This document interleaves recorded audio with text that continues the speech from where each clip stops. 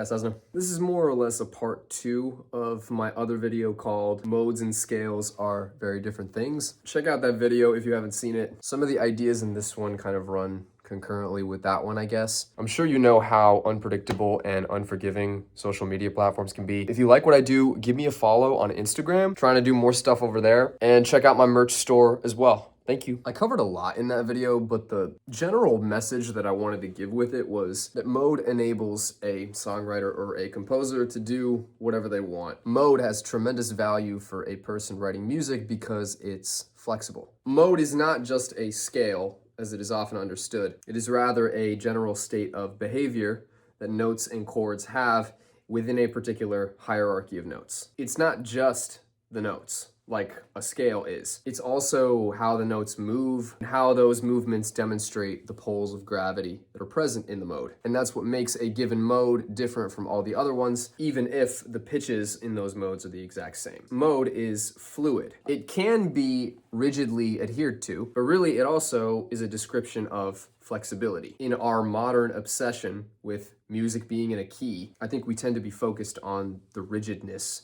of the scale, but mode is useful precisely because it is not rigid. The Japanese composer Takemitsu, who wrote lots of beautiful music that is very concerned with modes, has a quote that summarizes this idea pretty well. Mode interests me because it does not reject sounds from outside the scale. It helps one's ear become more sensitive to relationships between chords and individual notes, even the ones that are supposedly outside of the mode. In other words, a composer whose work is primarily diatonic can greatly enrich their musical vocabulary through using modes. This concept is displayed with tremendous success in the songwriting of Kurt Cobain. In my opinion, musical analysis and study today is so focused on hard definitions. This piece is in D minor, this solo is in E Phrygian, and so on. It's almost like theorists and analysts hate exceptions, and they try to avoid exceptions like the plague or find a quick, convenient way to explain them away, when in reality, of course, the way music has always been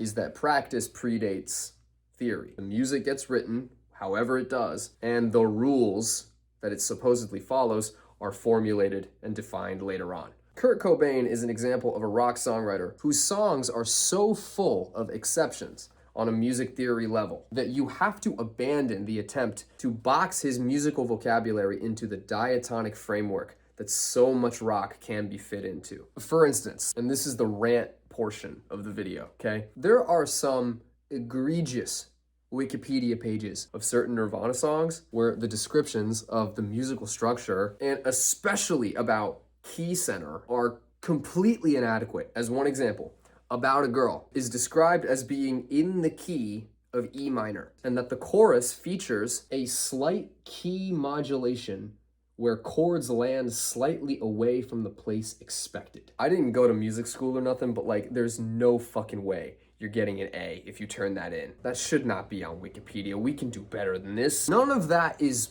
wrong exactly. But when you describe it this way, you separate the material of the song into two separate categories. There's normalcy and there's exceptions to that normalcy. And that polarity of like, this stuff in the song is normal and this stuff is an exception. That's not what's happening there. About a Girl is not a diatonic song with a key change at every chorus. It is far more sensible to refer to that song as a mixed mode song in E. The fluidity of mode is the state that it exists in. If you have enough exceptions in something, then the exceptions become the state of normalcy. Kurt Cobain's songs are often just simply not in major and they're not in minor. I think scholarship about Nirvana has a lot of development still to do in this regard, in figuring out how to define their musical language. There are still discoveries to be made on how to analyze their melodies and their progressions. Analyzing Nirvana songs with like traditional chord numbers, 1, 5, flat 6, etc., gets some of the way there, especially with distinguishing the numerous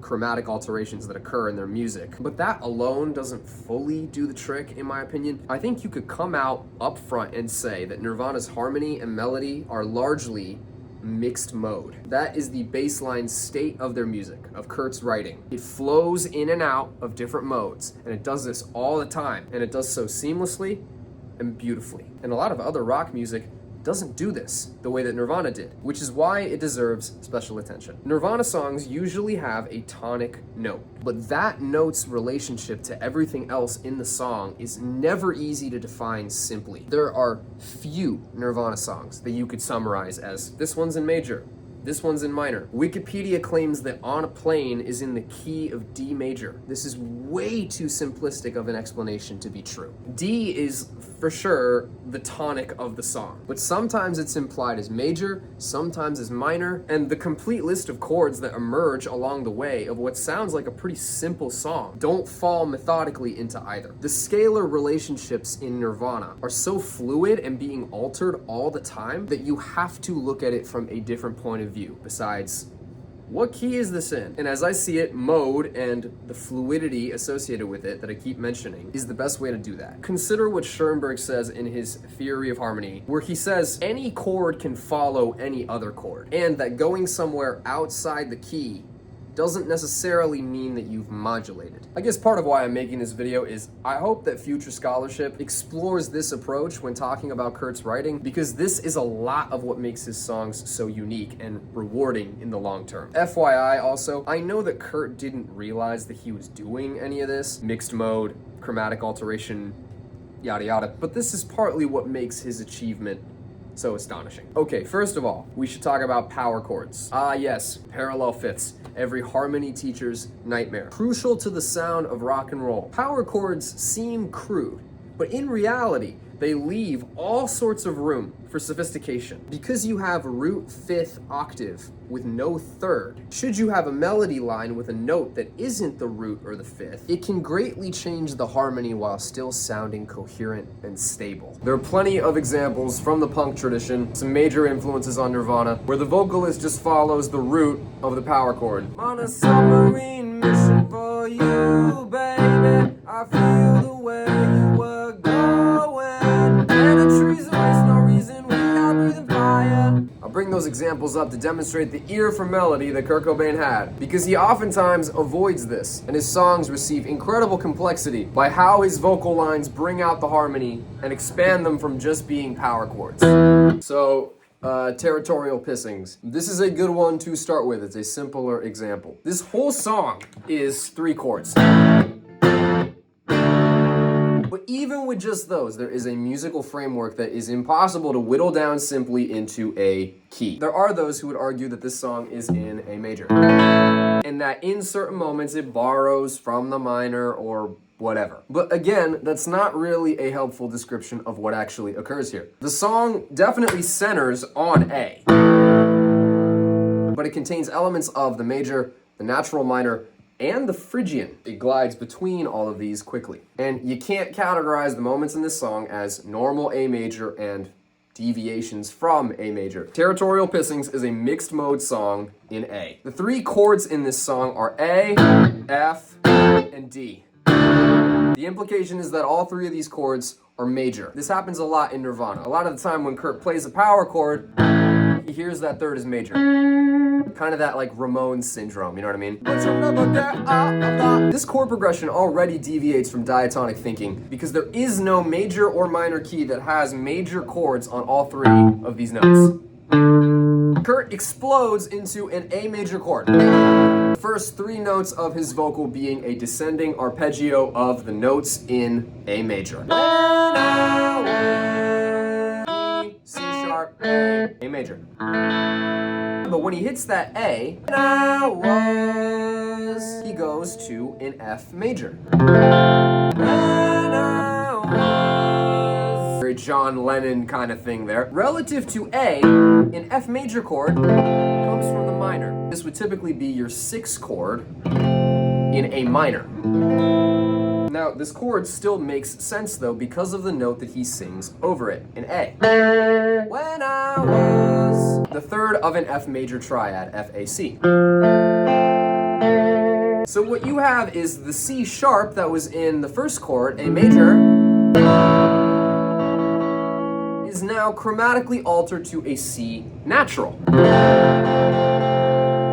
C sharp being from the major, and C natural being from the minor.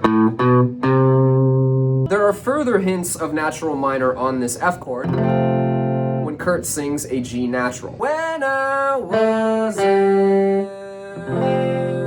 If you're staying in major, the 7th degree is a G sharp, not a G natural. But that's what he sings there, that's what he heard. Our third chord is a D major chord. The melody comes to rest on an A, which is the 5th of a D chord. But not before it wavers up to briefly touch a B flat. B flat is a flat 2, which has no business being in an A major passage. I should mention that in the verse, you don't hear a 3rd on the D chord, but you hear it unquestionably in the chorus when he sings, or maybe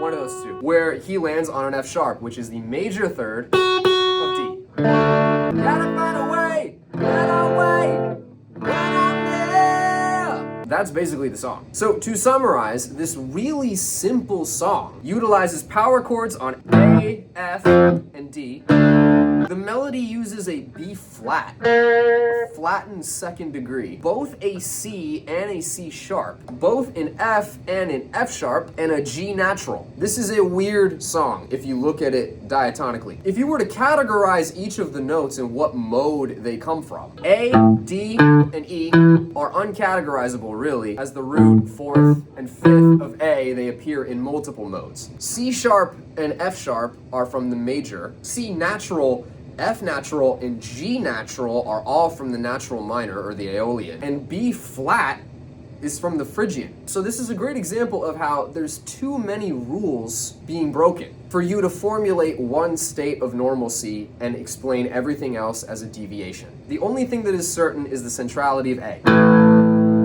Hence, a mixed mode song in A. In Bloom has been touched on in numerous videos like this, but I have to bring it up here because this song is like a masterclass in modal flexibility, and really this is an astonishing piece of melody writing. This is a mixed mode song in B flat. Along the way in this song, you get appearances from all 12 notes. Every scale degree thus appears in every possible altered permutation. Some details that stick out to me. This song demonstrates the huge differences that emerge from taking a specific scale degree and strategically using an altered version of it at certain moments. We saw some of this in Territorial Pissings, the C and the C sharp, the F and the F sharp. The differences are most pronounced at those intervals that have a major and a minor version. Intervals that you don't refer to with the word perfect. So those would be seconds, thirds, sixths, and sevenths. While In Bloom is certainly not diatonic, it is helpful to consider it with chord numbers from the major and minor. Now, he just put his fingers on whatever fret sounded cool to him, but what he was hearing was alterations on different scale degrees. Like, some transcriptions would call the first riff of that song B flat G, and then the second riff as starting B flat F sharp. But that F sharp should be understood as G flat. What you're hearing there is Kurt giving away the modal flexibility of the song right out of the gate. On the 6th scale degree, there's free movement between a major version G and a minor version G flat. You'll notice that every riff in the song contains one of these power chords, but not the other. The verse is simultaneously in major and minor. So the kids with food is a descending arpeggio of a B flat minor triad. He sings a D flat on kids, so the kids, which is the 5th of the corresponding power chord on G flat.